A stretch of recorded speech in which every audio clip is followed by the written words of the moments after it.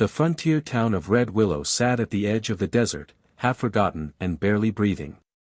Wind carried dust through its narrow streets, settling into cracks of wooden houses and the tired faces of those who still lived there. Life here was not gentle. It never had been. For Eleanor Hale, life stopped being gentle when she was 17. Their parents had been gone for 6 months. Not dead in a way that brought closure, just gone. One morning they had ridden out toward the mining trails, promising to return by nightfall. They never did. No bodies were found. No answers came. In Red Willow, unanswered questions were common, and mercy was rare. Eleanor was left with 2 younger siblings, Thomas, who was 10, and Lily, only 6.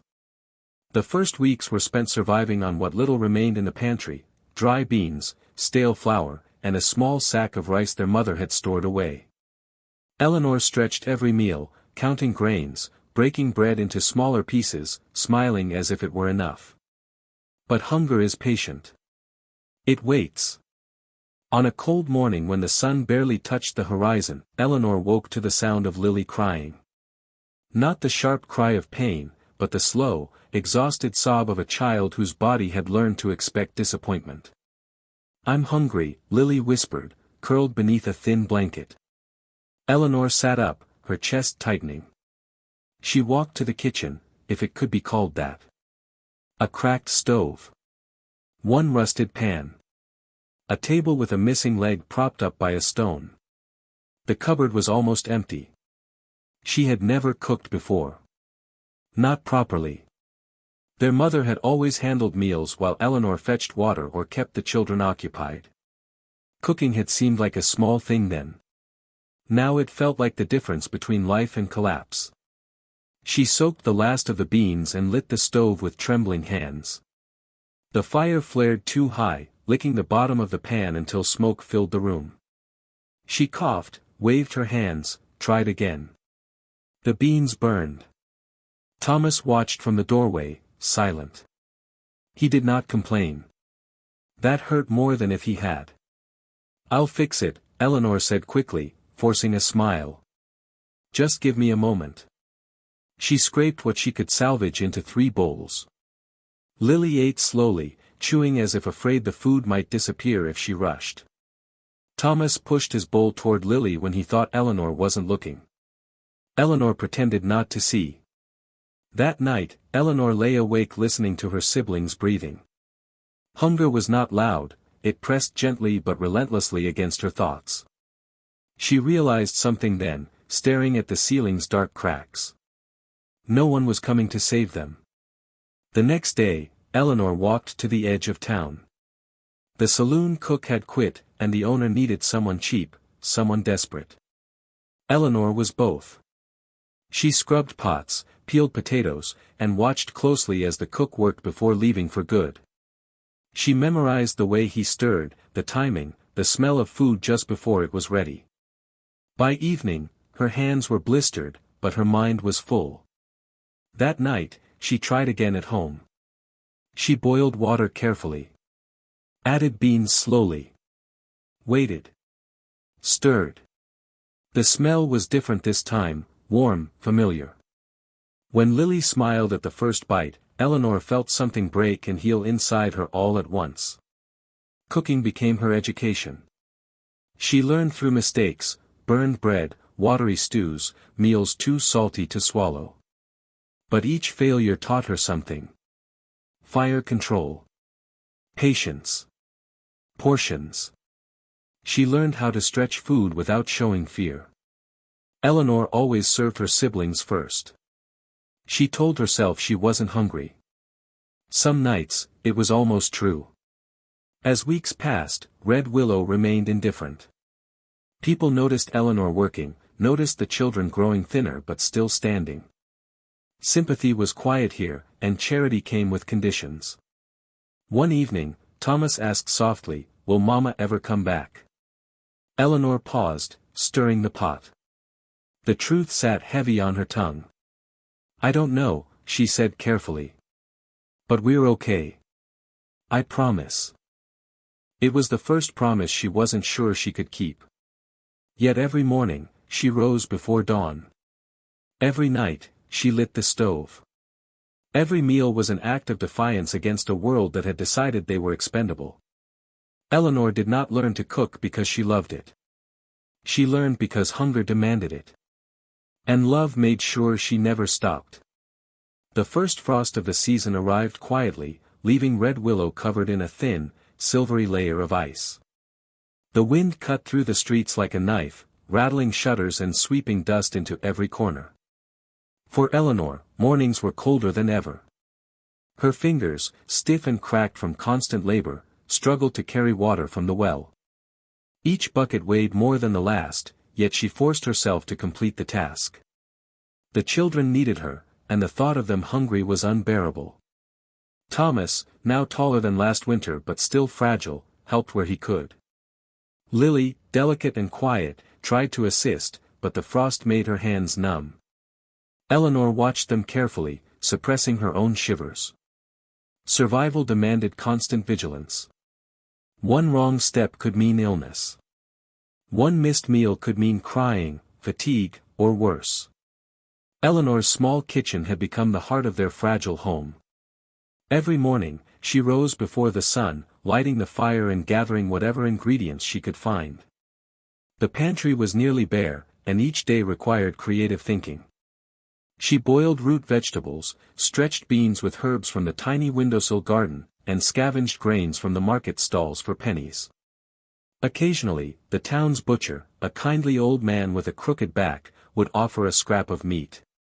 Eleanor accepted it gratefully, savoring the smell but saving most for the children. One evening, Eleanor's hands trembled as she stirred the stew. Thomas leaned against the doorframe, his eyes dark with worry.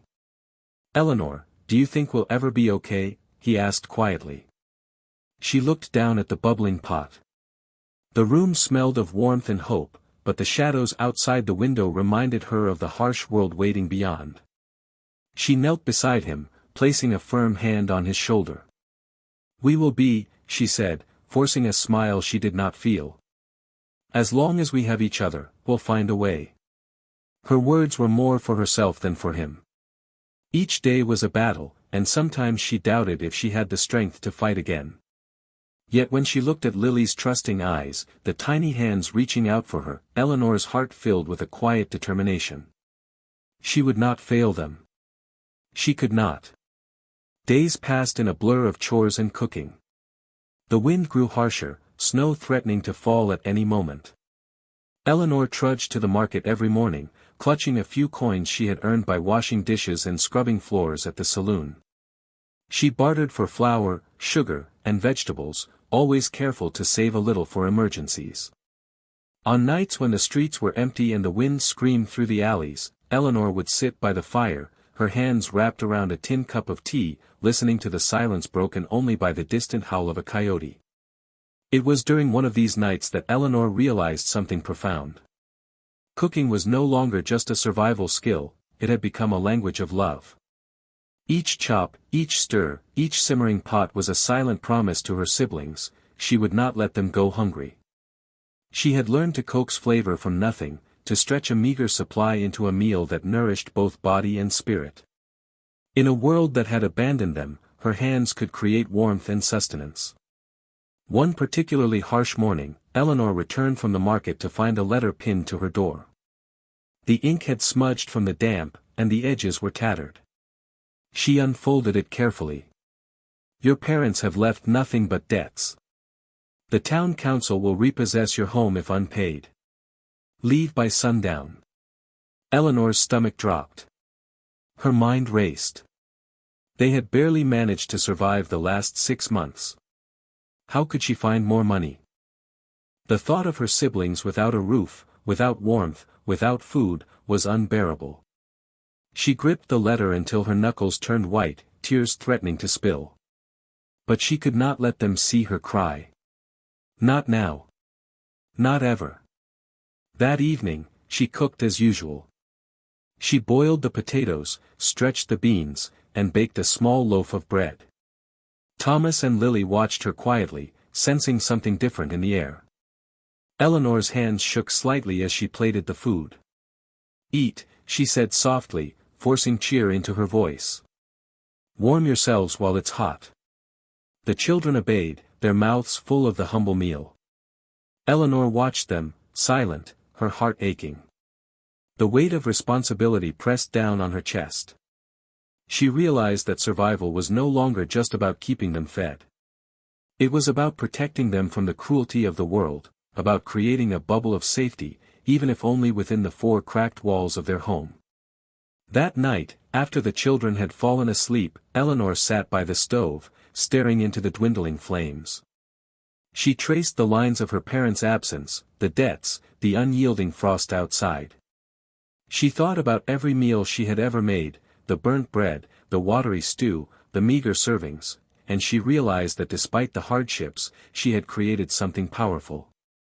She had forged life from despair. She had transformed hunger into love, fear into resilience. In that quiet moment, Eleanor made a vow. No matter what the town demanded, no matter what the world threw at them, she would continue to cook. She would continue to nurture. She would continue to fight, not with weapons, not with money, not with influence, but with something far more enduring, her hands, her courage, and her unwavering love for Thomas and Lily. Winter deepened. The snow began to fall in earnest, coating Red Willow in a blanket of white. Eleanor's days became longer, her chores heavier, her fire more vital. But with every rising sun, she learned something new: how to make the bread fluffier, how to coax sweetness from the blandest root vegetables, how to make a little pot of stew feed 3 mouths instead of 2. She became the heartbeat of their small home, the quiet hero of a story no one else in town noticed. And through it all, Eleanor's love remained constant. She was no longer just a sister. She was a guardian, a teacher, a provider, a lifeline. Each meal she served, each pot she stirred, each plate she handed to her siblings was a silent declaration: we will survive. We will endure. And we will never go hungry, as long as I live. The frontier world outside could be cruel, unfeeling, and relentless. But inside the small kitchen of Eleanor Hale, there was warmth, sustenance, and an unbreakable promise, a testament to the power of love, sacrifice, and the quiet strength of a girl who had learned to cook because her siblings were hungry. The winter of Red Willow grew harsher. Snow drifted into the streets, and the wind howled through the gaps in the wooden walls as if mocking the small town's fragile existence. Eleanor Hale had grown used to cold hands and frostbitten toes, but there was a new threat now, a sickness that moved silently, creeping into the lungs and bodies of those too weak to fight it. It began with Lily. A subtle cough that Eleanor first mistook for the chill of winter. But as the days passed, the cough worsened. Fever flared across her sister's face, her small body trembling beneath thin blankets. Eleanor's stomach twisted with fear. She had seen sickness before, but never this close, never so personal. And yet, she could not let panic overtake her. She had Thomas, she had Lily, and she had herself, the only defenders of their tiny, fragile home. Eleanor worked tirelessly. She boiled water over the stove, made herbal teas from dried plants scavenged from the outskirts of town, and mashed root vegetables into soft, warm meals Lily could eat. The children watched her with sleepy eyes, trusting her completely, and Eleanor felt a surge of determination. She would not fail them, not to frost, not to hunger, not to illness. The sickness, however, would not wait. It spread to Thomas. By the third night, he was pale and shivering, his small hands clutching the blanket as though it could protect him. Eleanor, exhausted and trembling herself, sat by the stove and thought frantically. She had no doctor, no medicine beyond what she could scrape together, no one to ask for advice. She only had her hands, her knowledge of cooking, and the faint wisdom her mother had once taught her. Every meal became a test. Eleanor discovered that warm porridge soothed fevers, that broth infused with roots and dried herbs could calm nausea, and that careful portioning kept the children nourished even when their appetite faltered. She learned to whisper encouragement as she stirred the pots, humming low songs that reminded them of better times. Even when her own body ached and her eyes burned from sleepless nights, she kept going, reminding herself, they had nothing without her. But survival demanded more than cooking and nursing. One afternoon, Eleanor noticed the town had changed. Red Willow's people, once indifferent, had become wary. The winter had made resources scarce, and tempers short. Food was hoarded, coins were scarce, and Eleanor felt eyes watching her as she carried water from the well or returned from the market with a few vegetables. Murmurs followed her down the streets, who feeds their children when the town starves? That girl thinks she owns the kitchen. Eleanor ignored the whispers. Her concern was Thomas and Lily. She fortified their small home, patching holes in the roof with old boards, piling blankets on the floor for warmth, and keeping the stove fire alive from dawn to dusk. But danger lingered not just from illness and cold, but from human cruelty. One evening, a group of men from the saloon cornered her in the street, demanding she hand over the small savings she had earned. Eleanor's fingers tightened around her purse, but her voice did not falter. "This is for my siblings," she said, her eyes blazing. "Take what you want from me, but leave them be." The men laughed, shaking their heads, and for a moment Eleanor feared. Yet her determination and the weight of responsibility made her unyielding. They eventually left, grumbling, and Eleanor returned home, heart pounding, cheeks wet with tears she could not shed openly. As days blurred into nights, Eleanor's life became a rhythm of survival. Cooking, cleaning, nursing, protecting, and scrounging became the cadence of her existence. She had perfected dishes that could feed 3 mouths on the smallest allowance: root vegetable stews, porridge enriched with scraps of dried meat, and bread stretched thin but still warm. She measured every grain of rice, every pinch of salt, knowing that miscalculations could mean a night of hunger or worse. Yet amidst the hardship, there were moments of fragile beauty. Lily laughed one morning as she chased Thomas around the house, despite their pallid faces. The sound was a spark in Eleanor's chest, reminding her why she persevered. Thomas, shivering but fed, found strength to help gather firewood, stacking logs carefully by the stove. Eleanor caught their smiles and held them close to her heart. Each smile, each quiet "thank you," each tiny moment of normalcy was a victory against the harshness of their world. Winter dragged on, but Eleanor had adapted. She moved like a shadow through the house, tending to the children, stirring the fire, and watching the snow swirl outside the window. She had become more than a sister, she was a mother, a nurse, a protector, and a cook. The weight of responsibility rested heavily on her shoulders, but she bore it without complaint. She had discovered something profound: love could sustain a person in ways nothing else could. It was love that kept her moving when exhaustion threatened to topple her, love that drove her hands to work the stove while her back ached, love that whispered in the coldest nights, "You are enough." But Eleanor knew the world outside their home would not relent. Food would remain scarce, sickness would linger, and Red Willow's indifference could turn to hostility at any moment. She realized survival was no longer just about keeping her siblings alive, it was about preparing them for a world that could be cruel and unyielding. She would teach them resilience through example, strength through determination, and kindness through every meal she served. And so, Eleanor Hale continued. Every morning before dawn, she rose to light the stove. Every evening, she made sure her siblings slept warm and fed. She learned not just to cook, but to protect, to endure, and to love fiercely.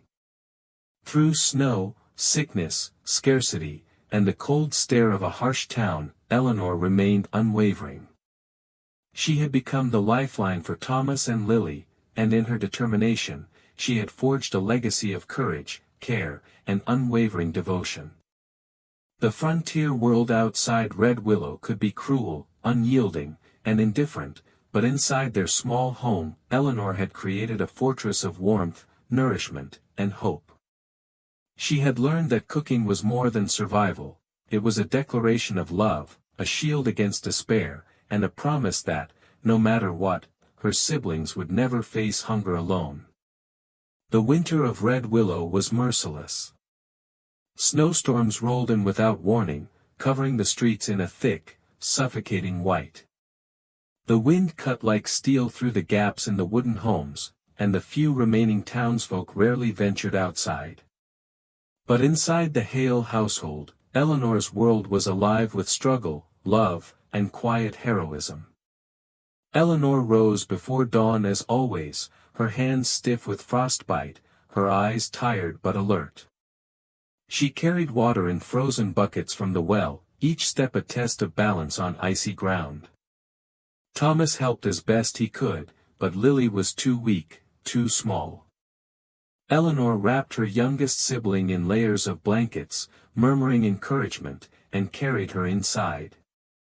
Every movement was deliberate, careful, for one slip could mean disaster. The house groaned under the weight of snow. Eleanor had patched the roof with scrap wood and leftover tarps, but the storm's fury tested every weak spot. Water seeped through in thin streams, and she moved quickly to catch it in buckets before it drenched their bedding. She was exhausted, but exhaustion was a luxury she could not afford. Hunger and cold were enemies, but the storm was the greatest threat yet. Breakfast that morning was a small pot of root vegetable stew, warmed over the sputtering fire. Eleanor ladled the thick, hearty mixture into bowls, handing the largest portions to Thomas and Lily first, as always. She ate last, a few spoonfuls stolen while the children were distracted.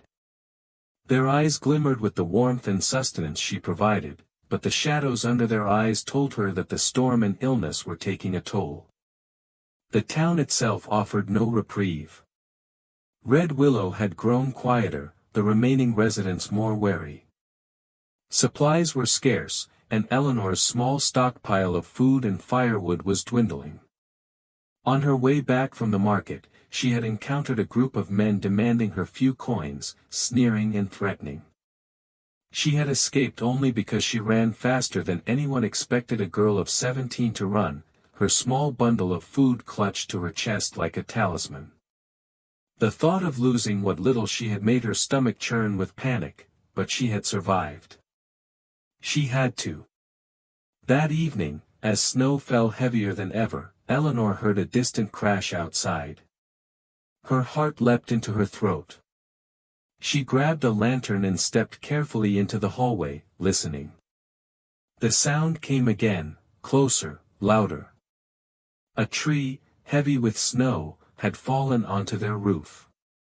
Eleanor's mind raced. If the roof gave way, the fire would be smothered, the house would collapse, and there would be no escape for Thomas and Lily. Eleanor acted quickly. She gathered blankets, moved the children to the farthest corner of the room, and braced herself against the weakened floorboards. With a strength born of desperation, she lifted part of the fallen wood long enough to redirect it. Her muscles screamed in protest, but she gritted her teeth and refused to give in. Minutes felt like hours, but the worst was averted. The children, too frightened to speak, clung to her, and Eleanor held them close, whispering words of reassurance she did not entirely feel.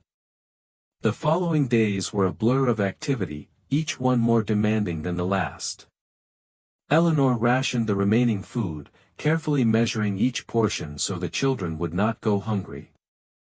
She learned to melt snow into drinkable water, to keep the fire burning with the driest scraps of wood, and to maintain hope when it seemed impossible.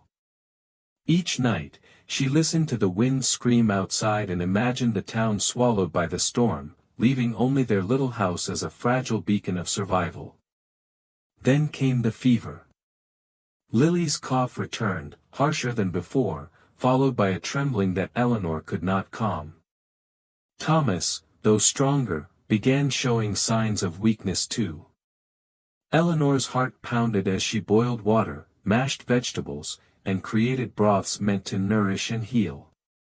She had learned much over the months, but sickness was an enemy that could not be bargained with. She stayed awake, rocking Lily in her arms, whispering encouragement, singing songs of warmth and safety. It was during one long, icy night that Eleanor understood the full measure of her responsibility.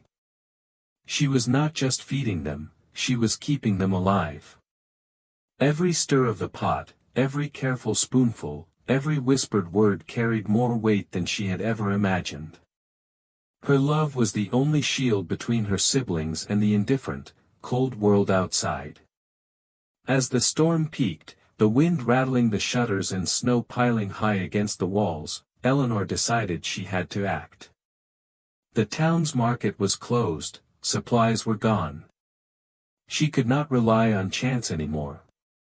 She bundled herself, Thomas, and Lily in blankets, and ventured into the frozen streets. The snow rose above her knees, and the wind threatened to knock her down, but she pressed forward.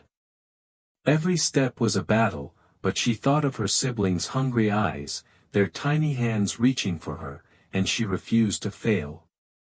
At the edge of the town, Eleanor spotted a small shed abandoned by a traveling trader. Inside, she found a crate of dried beans, a sack of flour, and even a few preserved vegetables. Relief surged, but she did not celebrate. The journey back would be just as perilous. She packed the supplies carefully, wrapping them in cloth to protect from snow and moisture, and began the slow, grueling walk home. Thomas stumbled twice, exhausted and trembling, but Eleanor supported him, whispering encouragement. Lily clung to her waist, her small face pale and frightened. When they finally reached their home, Eleanor collapsed the supplies onto the table, exhausted but triumphant. She boiled water, baked bread, and prepared a stew richer and heartier than any meal they had eaten in months. Thomas and Lily ate eagerly, their cheeks flushed with warmth and life returning. Eleanor ate last, a small spoonful, savoring the taste and the moment. For once, she allowed herself a flicker of satisfaction. That night, she lay beside her siblings by the stove, listening to their steady breathing, the snowstorm outside continuing its relentless assault. She thought of everything they had endured, the hunger, the cold, the sickness, the indifference of the town, and she realized something profound: survival was not merely living. Survival was the courage to endure, the patience to care, and the love that carried them through every dark moment. Eleanor had become more than a sister. She was a guardian, a nurturer, a hero forged by necessity and love. The fire in their home, the meals she cooked, the warmth of her hands, and the strength of her heart had turned a fragile house into a sanctuary, even in a world that often showed no mercy. As dawn broke and the storm began to ease, Eleanor looked out at Red Willow, glistening under a soft layer of snow. She saw not just a town of cold streets and harsh winds, but a world she had survived, a life she had protected, and siblings who would grow stronger because she had refused to yield. She smiled faintly, exhausted but proud. She had learned to cook because they were hungry, but she had survived, and thrived, because she refused to let fear and hardship define them. In that quiet, snow-covered morning, Eleanor knew that no matter what the frontier threw at them next, they would endure. She had built more than meals, she had built resilience, hope, and an unbreakable bond. And as Thomas and Lily stirred awake, the smell of fresh bread and hearty stew filling the small home, Eleanor felt the weight of all she had carried begin to lift. Not completely, for life in Red Willow remained harsh, but enough to know that love, courage, and determination could indeed conquer hunger, cold, and fear. Eleanor Hale, the girl who had learned to cook because her siblings were hungry, had become a force of survival in her own right. And as the sun rose over Red Willow, warming the frostbitten streets, she knew that whatever came next, she and her siblings would face it together, fed, warm, and unbroken.